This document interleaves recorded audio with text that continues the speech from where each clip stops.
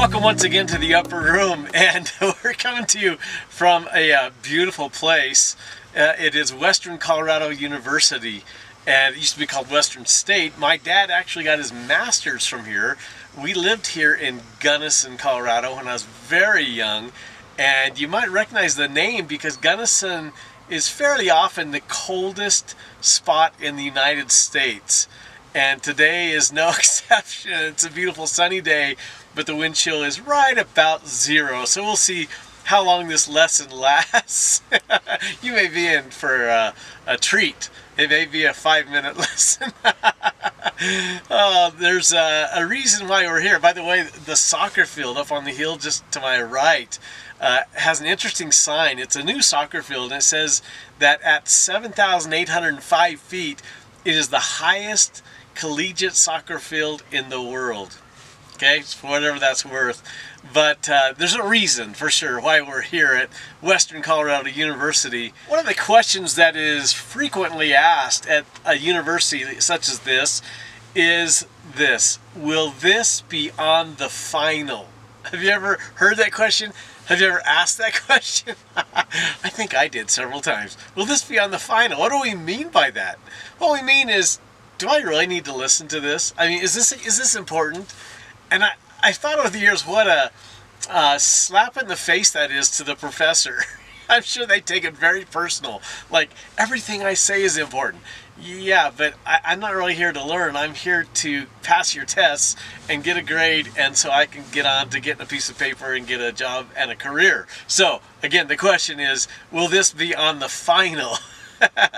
And so we're going to use that question as we get back into the Upper Room. We're in the last chapter of the Upper Room, John chapter 17, starting in verse 24. And what happens here in the last part of his prayer, before they leave and he leads them across the Kidron Valley, is that he's going to pray about some things that I want to pose into a series of questions. And the question is, will this be on the final? And I'm going to tell you right up front that these questions, I think there'll be about 6 questions, and we're going to make a little mini-series out of this. We're still in the Upper Room, but this will be a little mini-series to close it out. And consider these questions that we're going to talk about as pop quizzes that are important to lead us to the, yes, this is on the final question, okay? So the questions we're going to consider are not on the final per se. We're in chapter 17 once again, and in verse 24, and it reads this way: Father, I want these whom you have given me to be with me where I am. Then they can see all the glory you gave me because you loved me even before the world began. O righteous Father, the world doesn't know you, but I do, and these disciples know you, and they know that you sent me. I have revealed you to them, and I will continue to do so.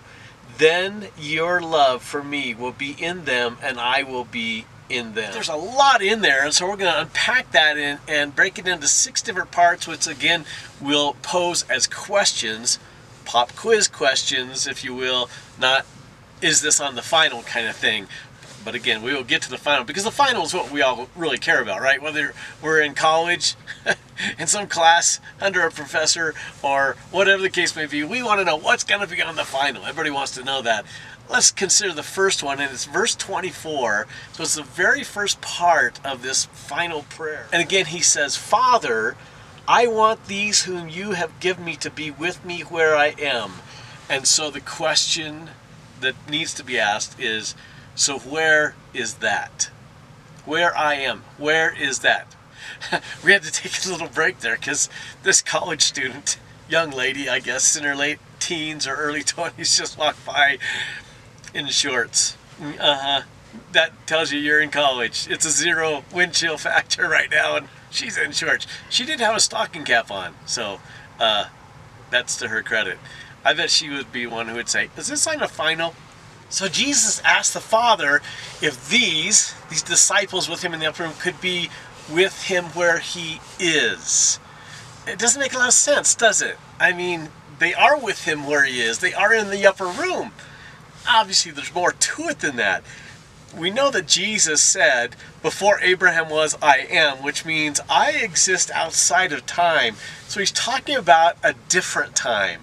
that if they could be with him where he is in a different time and space. So where is he? Romans 8:34. We could turn to many other passages, but Romans 8:34 says, "For Christ Jesus died for us and was raised to life for us, and he is sitting in the place of honor at God's right hand, pleading for us." So that is where Jesus is right now. He's at the right hand of God. It's not that he's sitting there watching TV. He's pleading for you and for me. And so when Jesus prays, "I want them to be with me," that's what he longs for. This first question is a question about location.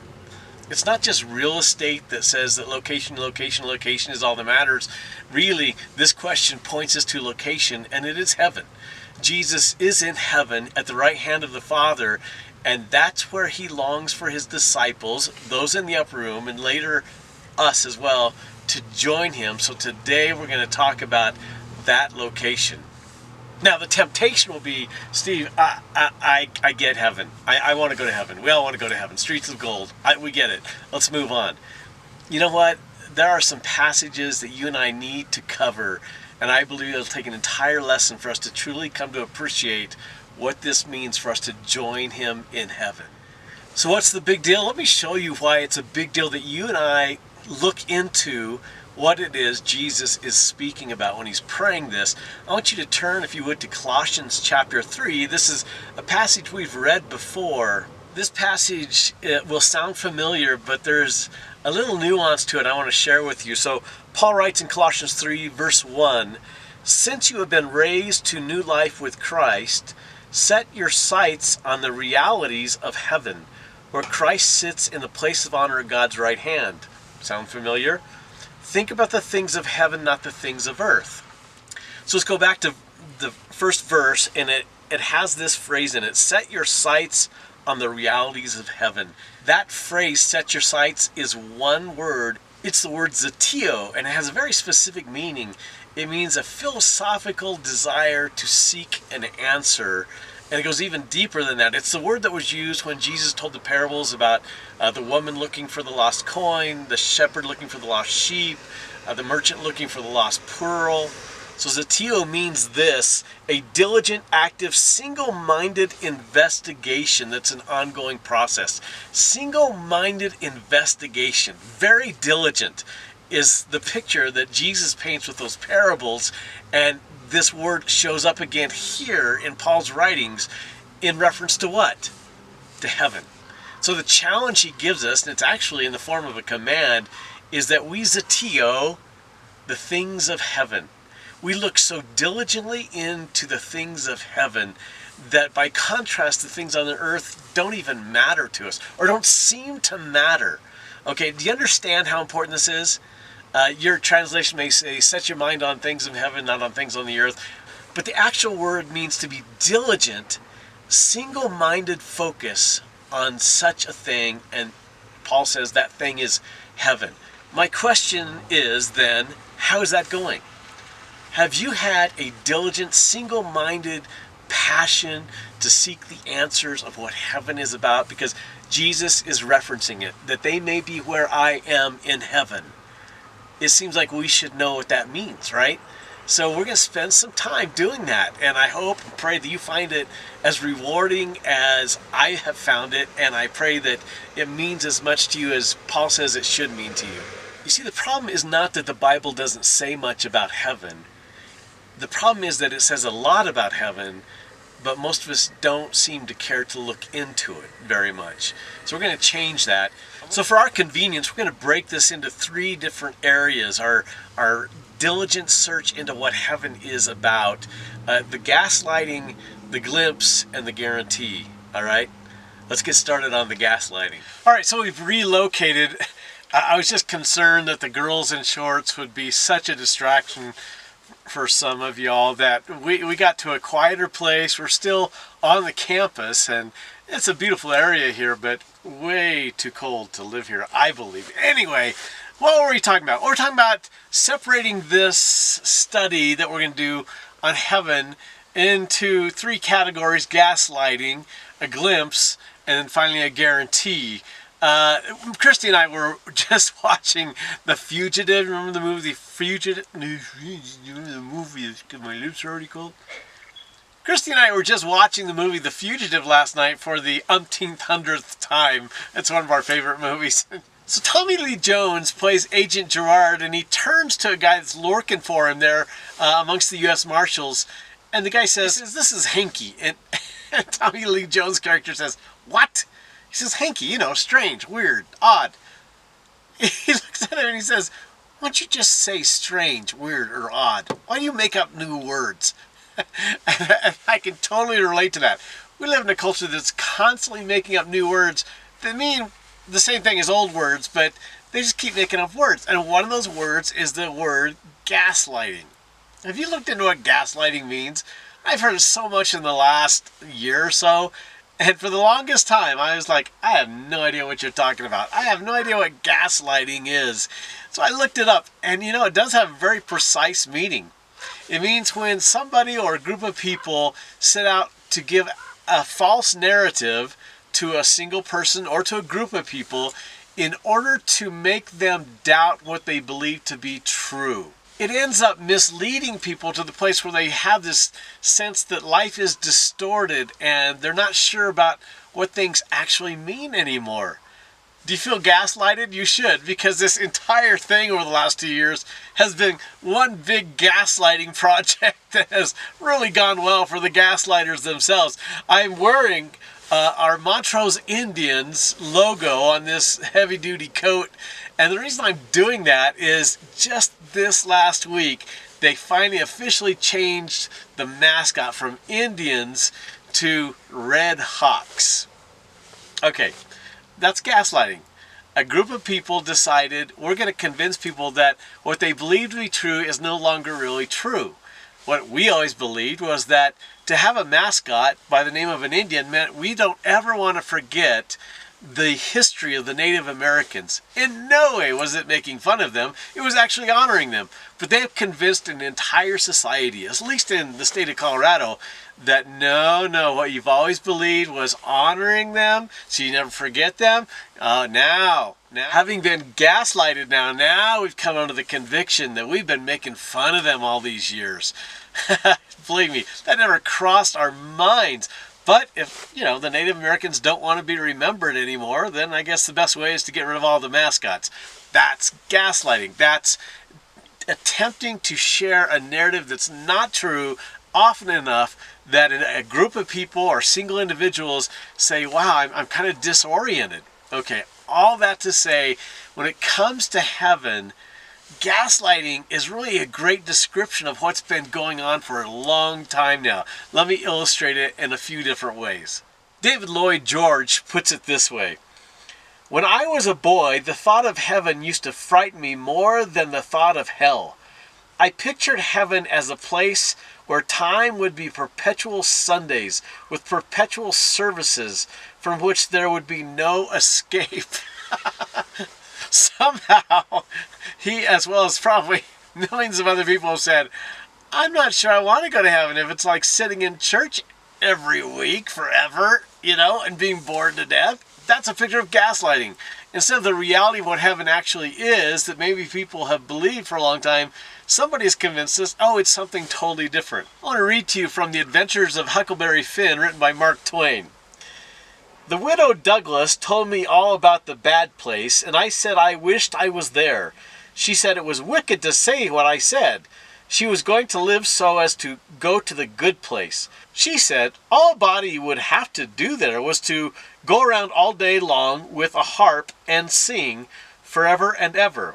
Well, I couldn't see no advantage in going where she was going, so I made up my mind right then I wouldn't try for it.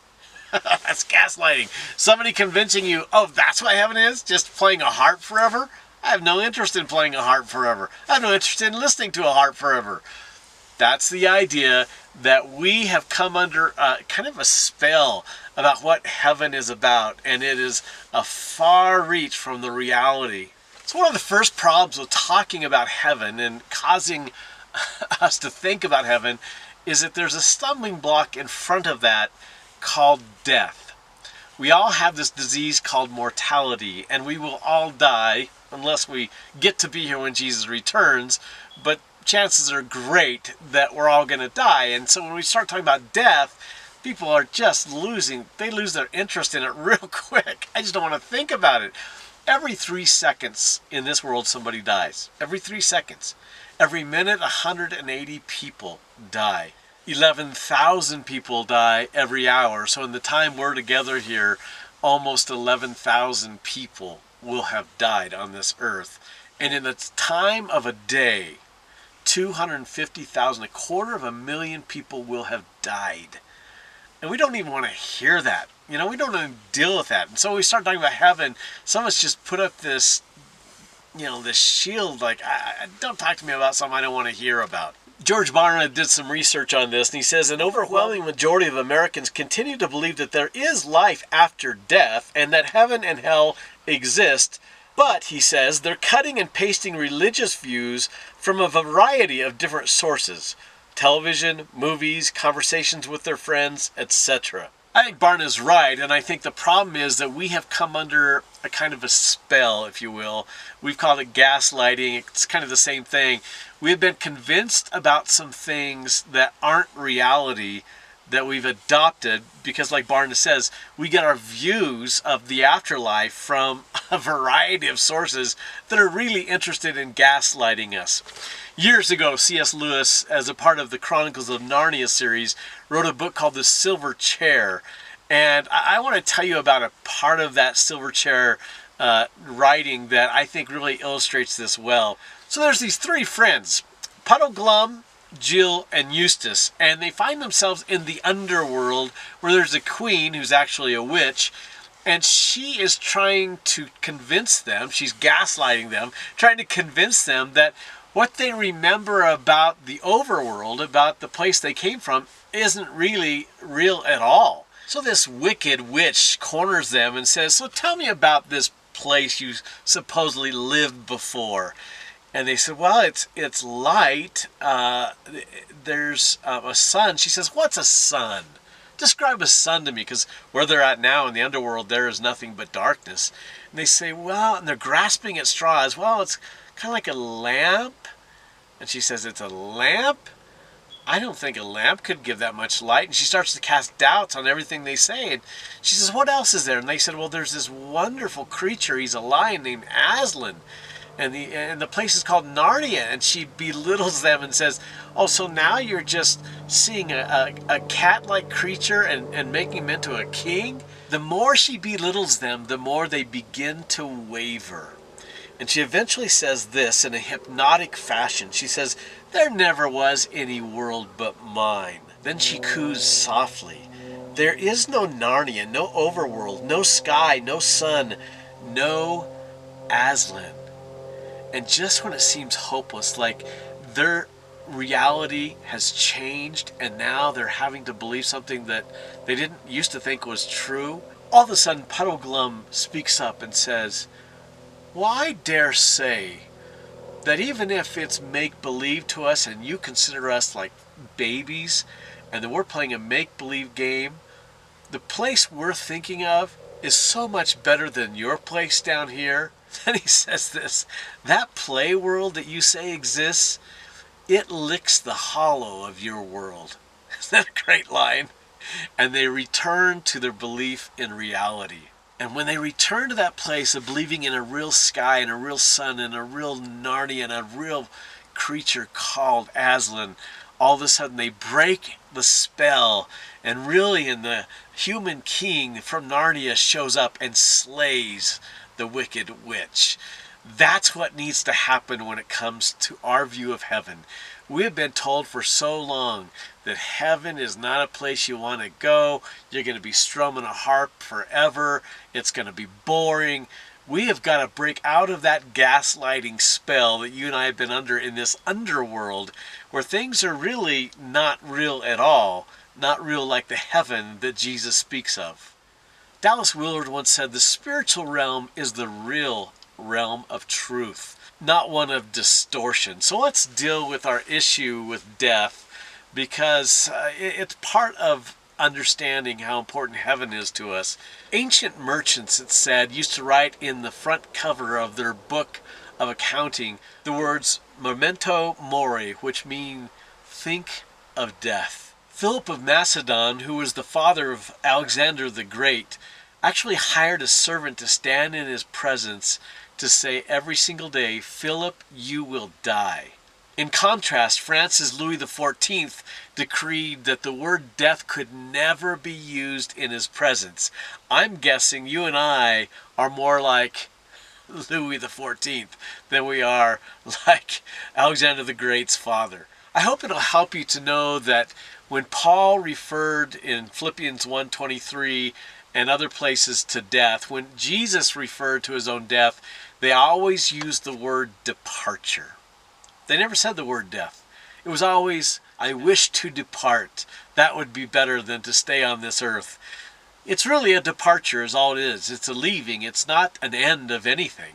That's our concern. We've been gaslighted into believing that death and thus heaven means to get to heaven there has to be an ending, and we hate endings, don't we? We're afraid. We don't know what's on the other side. I pray that our discussion of heaven will make you long, like Paul, to depart and be with Jesus where he prayed that we would join him. Make no doubt about it, according to Jesus, there are two options when we depart.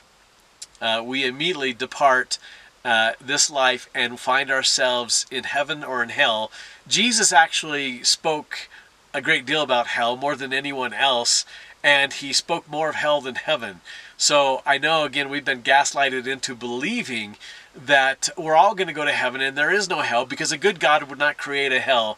Well, that's not what Jesus believed, and so you can't truly believe in Jesus being authentically real and honest if you don't believe that one of the options when we depart this life is hell. In Erwin Lutzer's book, 1 Minute After You Die, he bluntly says, 1 minute after we die, we will either be elated or terrified. And so that becomes really the biggest question of all. You might remember that in Luke chapter 16, Jesus told a story. Many people think it's a parable, but it's a story, I believe, that actually took place, of the rich man and Lazarus, and we can learn so much, and we've talked about it before, so we won't go deeply into it, but we can learn so much about the reality that we will be carried to another life, and it'll be one of misery as the rich man experienced, so miserable that he begs that someone go back and tell his brothers not to come where he is. In other words, he knows we won't be together because I'm alone and will be alone. He still feels physical pain. He's not just a spirit that feels nothing. He feels physical pain and he wants that to end. And we know with Lazarus that it's just the opposite for him. And so Jesus pulls back the curtain on what happens the second we depart from this life. And it's either great news or it's terrible news, but we have a say in all that. I want to read a lengthy quote to you from Dallas Willard in his excellent book, Life Without Lack. Make sure you pay attention to this. I think it's simple but ingenious what he says. One of our greatest needs today is for people to really see and really believe the things they already profess to see and believe. Did you get that? We must really believe what we say we believe. He goes on. Knowing about things, knowing what they are, being able to identify them and say them, does not mean we actually believe them. When we truly believe what we profess, we are set to act as if it were true. Acting as if things are true means in turn that we live as if they were so.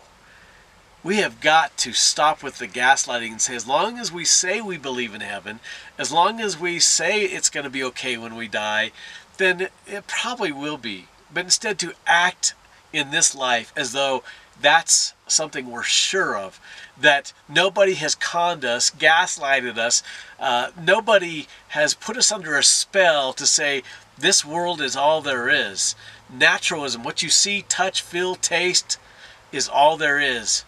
Because this in reality is not the ultimate reality. So I have a two-part discussion question. The first one of the day, it'll be a two-parter. Very simple. Describe heaven. Describe heaven.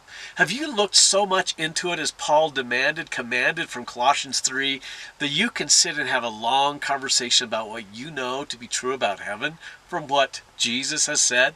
So describe heaven. The second discussion question is, how has your understanding of heaven changed how you live?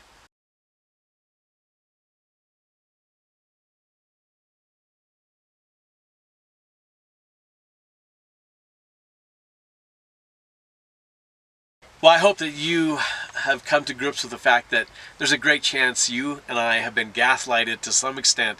We've been convinced that this world is really where it's at. We would hate to leave this earth. It'd be the worst thing that could happen.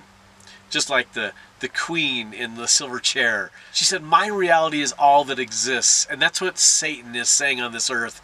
He's using people to tell us this is the only reality there is. Let's move on to a glimpse. And what we get in the glimpse is Jesus just gives us momentary pieces of heaven for us to know what awaits us. And it makes total sense, doesn't it, to listen to what Jesus said, since he's been on the other side of death.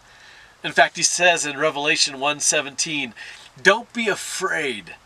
I am the first and the last. I am the living one. I died, but look, I am alive forever and ever, and I hold the keys of death and the grave.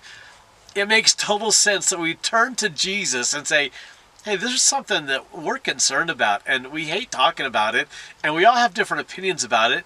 But instead of getting gaslighted by this culture anymore, by the prince of this world any further, we're turning to you, Jesus, because you actually died. You actually departed this earth, and you hold the keys to all that remains beyond this life. So we turn to you, Jesus. I want to remind you that this whole conversation we're having stems from the little phrase in John 17, verse 24, where he prays that his disciples will be where he is. And if that sounds familiar, it should. Earlier in the upper room, John chapter 14, you'll remember these words from Jesus, starting in verse 2. My Father's house has many rooms. If it were not so, would I have told you that I am going to prepare a place for you? And if I go and prepare a place, it's not a figment of our imagination, a place for you, I will come back and take you to be with me, that you also may be where I am. He directly told his disciples, this is the plan. And he prays it again in John 17. It's a theme with Jesus. That's why we need to spend some time on it. To be with him where he is. It is a place. It's not a figment of our imagination. It's not something we've conjured up. It is, if Jesus is honest, and we have agreed, haven't we, that he is the epitome of truth, it is a place, and he's prepared it for us, and it's a consistent theme with him. So Jesus speaks of this being a place that he has prepared for us, and we'll break that into a new heaven, a new earth, and new bodies quickly. A lot of passages of scripture here. Jot them down if you would. Maybe your leaders will be so generous as to give you these notes. Some of them I know already do. So here we go. We're going to go quickly. Revelation chapter 21 verse 1. John says, then I saw a new heaven and a new earth, for the old heaven and the old earth had disappeared, and the sea was also gone. Discussion question. What do you think the new earth will be like? In preparation for this lesson, I read a few books, and there are several authors who maintain that the new earth will be this earth. In fact, one author, a very famous book that he wrote, said, if you want to know what the new earth will be like, just look around at this earth. It is this earth. It'll be better. I don't agree with him, and you can agree with him, and that's fine. Again, this is not the final exam. This is just a pop quiz, but I tend to believe that Peter knew more than this author did. Peter writes in 2 Peter 3, verses 10 through 13, but the day of the Lord will come as unexpectedly as a thief. Then the heavens will pass away with a terrible noise, and the very elements themselves will disappear in fire, and the earth and everything on it will be found to deserve judgment. Since everything around us is going to be destroyed like this, not refurbished, not remodeled, not just made a little bit better, but destroyed, what holy and godly lives you should live. looking forward to the day of God and hurrying it along. On that day he will set the heavens on fire, and the elements will melt away in the flames. But we are looking forward to the new heavens and a new earth he has promised, a world filled with God's righteousness. And the result will be then the new heaven and new earth, not just a remodeled and refurbished earth, but brand new. Everything else, this earth will be destroyed, as Peter said, by fire. The heavens will be consumed. There'll be a new galaxy. I don't know about you, but that excites me. What will it be like? Well, there's a few things we can know about it, and we want to talk about that for just a few moments. It starts with the New Jerusalem, Revelation 21 verse 2, and I saw the holy city, John says, the New Jerusalem, coming down from God out of heaven like a bride beautifully dressed for her husband. I heard a loud shout from the throne saying, "Look, God's home is now among his people. He will live with them, and they will be his people. God himself will be with them. He will wipe every tear from their eyes, and there will be no more death, or sorrow, or crying, or pain. All these things are gone forever." The first thing we know about this new heaven and the city of Jerusalem that will be totally new is that there'll be some things missing. Sorry to break the news to you, but there's going to be some things missing.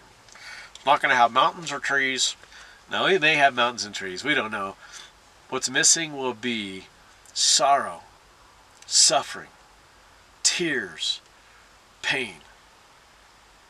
You know, in this COVID era, it's probably been a while since you walked through a hospital or a nursing home. But you have. And I want you to think about what you see and experience as people grieve. They grieve the loss of children, the loss of grandparents. None of that will be there. In fact, I'll go so far as to tell you that what I hate most about this place called Earth is the sorrow and sadness and pain and suffering and tears that are shed. It's a part of our lives every single day, and that will all be gone. That's the new Earth. It's not so much will there be Grand Canyons and will there be really cool oceans? Probably. They certainly won't be fallen. In fact, Jesus is very clear that everything will be redeemed. Everything will be made perfect. There'll be no fallenness. Even the book of Isaiah chapter 65, verse 17 and on, tells about God's new earth.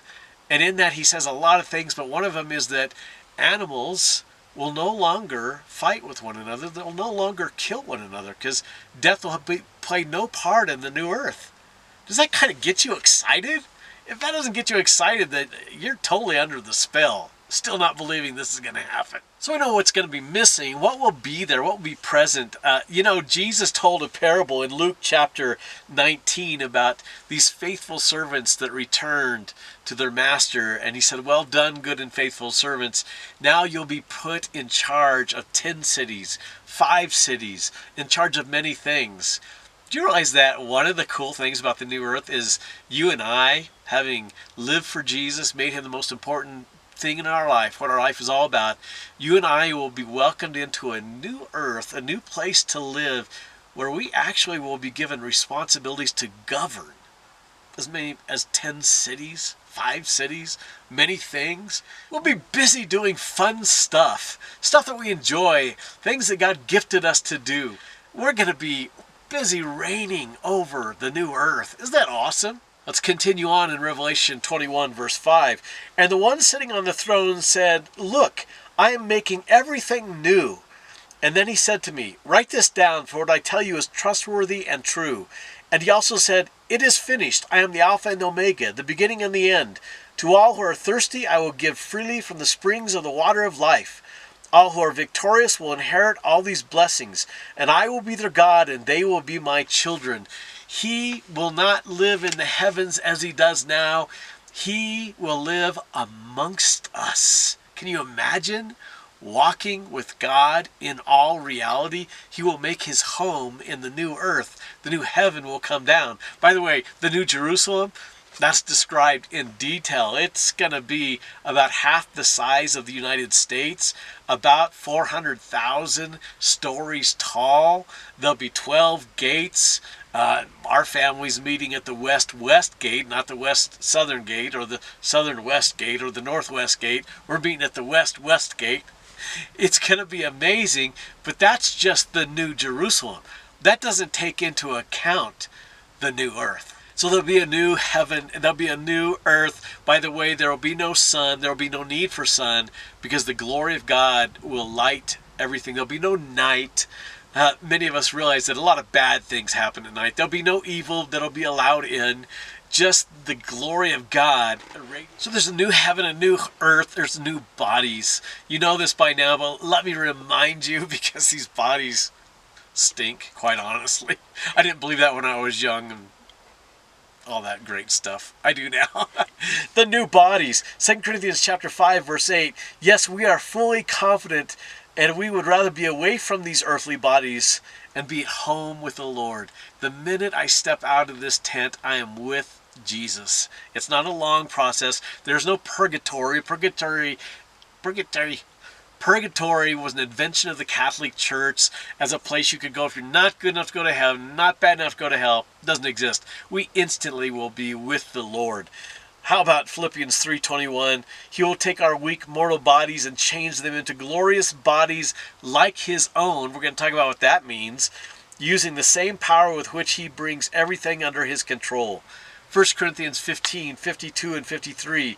For when the trumpet sounds, those who have died will be raised to live forever, and we who are living will also be transformed. For our dying bodies must be transformed into bodies that will never die. Never die. Can you imagine? Which means they never age. Oh, our mortal bodies must be transformed into immortal bodies. 2 Corinthians chapter 5, verse 2.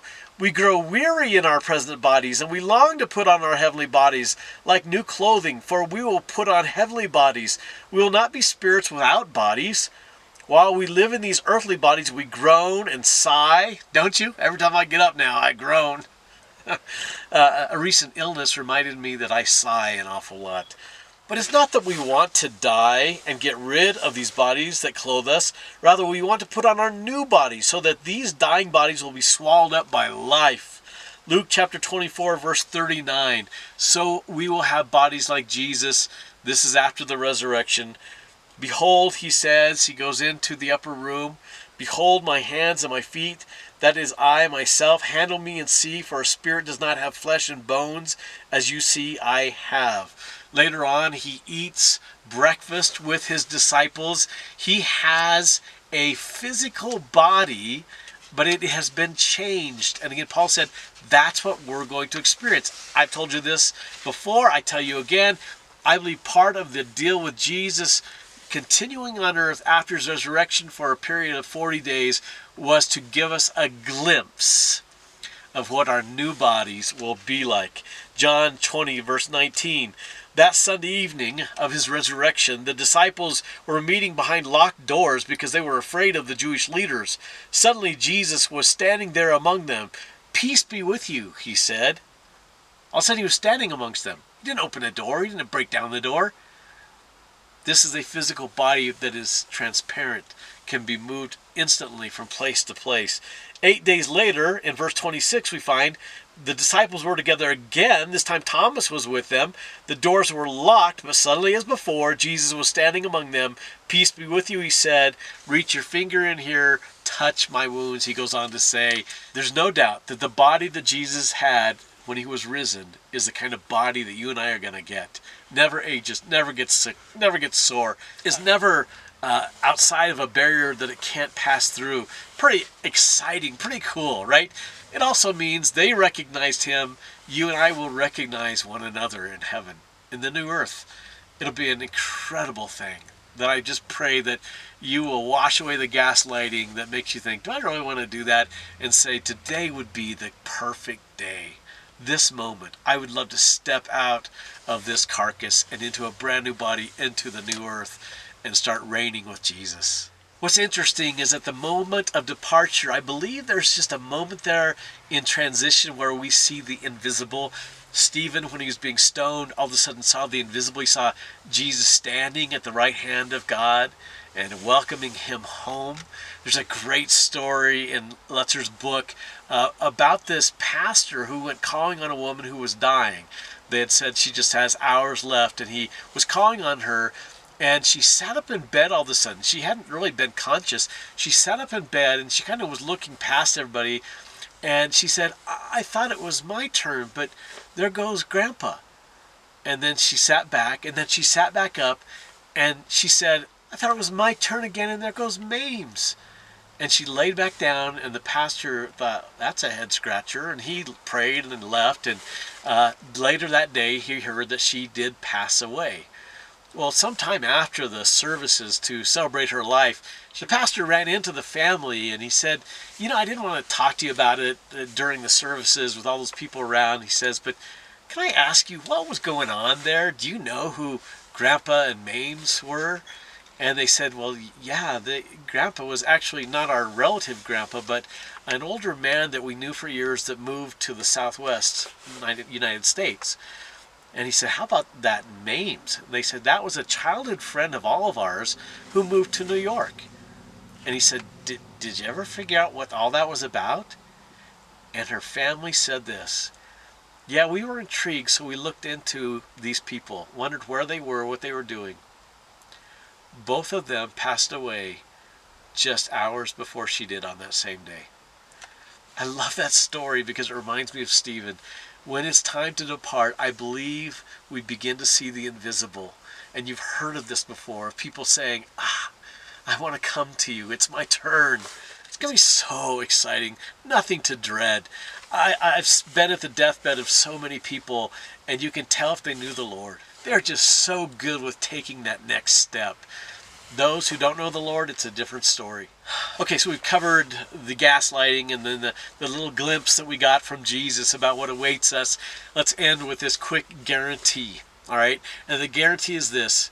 If Jesus says it, it happens. Can you think about all the times Jesus predicted something would happen and it did happen? I mean, it's a long list, whether it has to do with his death, his burial, his ascension, his resurrection, or had to do with Peter and how he would die, or what happened to Jerusalem in AD 70. It always comes true. We've talked about this so much. And so if Jesus says this is the way it's going to be, I can guarantee you it's a guarantee. You don't have to hope. You don't have to wish. You don't have to be nervous about it. You can live in such confidence. Paul wrote in 2 Corinthians 5:5, God himself has prepared us for this, and as a guarantee, he has given us his Holy Spirit. I don't care how old you are, you're not old. You haven't even begun to live. Too many of us get old and we just think, oh, I'm about done, it's about over. Are you kidding me? You are one step closer to the beginning of life. You have nothing to dread, you have nothing to feel bad about your life. You're just one step closer.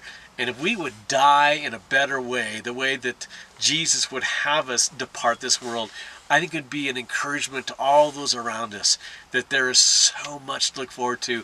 And Jesus' prayer will be answered. We will be with him. The guarantee again comes from 1 John 5:13, where John says, I have written these things that you may know that you have eternal life. Not guess, not hope, not pray for. You may know without a shadow of a doubt that you will join Jesus. Let's end with this passage, Revelation 21:27. Nothing evil will be allowed to enter the new heaven, the new earth, nor anyone who practices shameful idolatry and dishonesty, but only those whose names are written in the Lamb's book of life. I read a wonderful story about a lady by the name of Ruthanna Metzger and her husband Roy. She was an amazing singer, and she was living in Seattle and asked to perform at a wedding. And so she tells the story that they were at the tower, Columbia Tower, I believe it is. It's the tallest building in Seattle.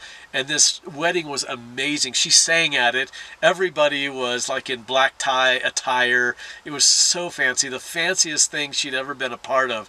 And after the ceremony, as they began to get ready for the reception, there was actually a red ribbon across a staircase that was all marble and glass and brass that they would enter. The bride and groom had the bow cut, and they ascended up the stairs, and then the guests could ascend. As they ascended up the stairs, they got to the top of the stairs, and there was a maitre d' there, and they looked around, and the food was like they'd never seen before. They were so excited. And the maitre d' said, "Yes, may I have your name, please?" And he was holding a bound book in his hand. And Ruth Anna said, "Well, my name is Ruth Anna Metzger." And he looks, and he says, "I don't see your name here." And she said, "Well, it's got to be there. I sang at this wedding." And he said, "Well, I'll look again. How do you spell it?" And she spelled it, and he looked again. He says, "I don't see it." And she says, "It has to be there. Like I said, I just sang at this wedding." And he says, "Ma'am, your name's not in this book," which means you don't get to come in. You don't get to enter into this, the rest of this event. She was desperate now. She said, "It's got to be in there.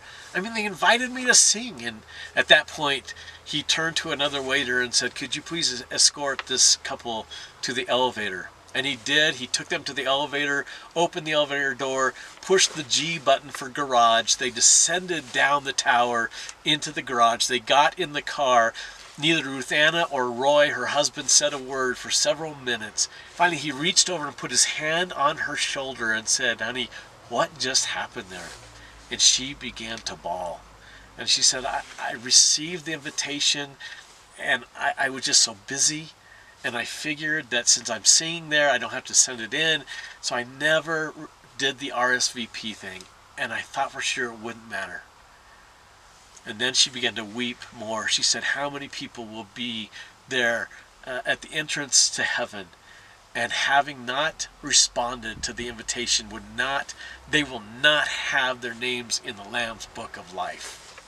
And that's what this comes down to.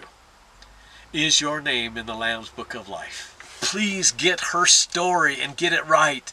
It is not about how you performed. It is not about how religious you are. It's not about how spiritual you are. It only comes down to whether your name is in the Lamb's Book of Life. Jesus' prayer for his disciples is the same as prayer for you and for me, that we join him. We needed to take just that one phrase from his prayer and say, it means so much. Does it mean everything to you? Is your name in the Lamb's Book of Life? Don't find yourself left on the outside. Jesus told parables about this. He is so serious. Our names must be there. How are they there? Because you have come to him, surrendered your life, and said, "I will live for you, you alone. You will be my life, my joy." And I love the thought of spending eternity with you in the new heaven and the new earth. I pray you're encouraged by this. I pray that if you're still nervous about this idea of departing this life and what lies beyond, I pray that you take this step and you can know with confidence. The great evangelist D.L. Moody, as I've said before, said, "You'll read that I died. I didn't die. I continued to live." And on D.L. Moody's deathbed, he said these words, "Earth recedes, heaven opens before me." Aren't you excited for that? I am. Let's you and I spend eternity together in the new heaven, the new earth. That would be so much better than this place. This place is going to burn. Would you be there? Thanks for joining us.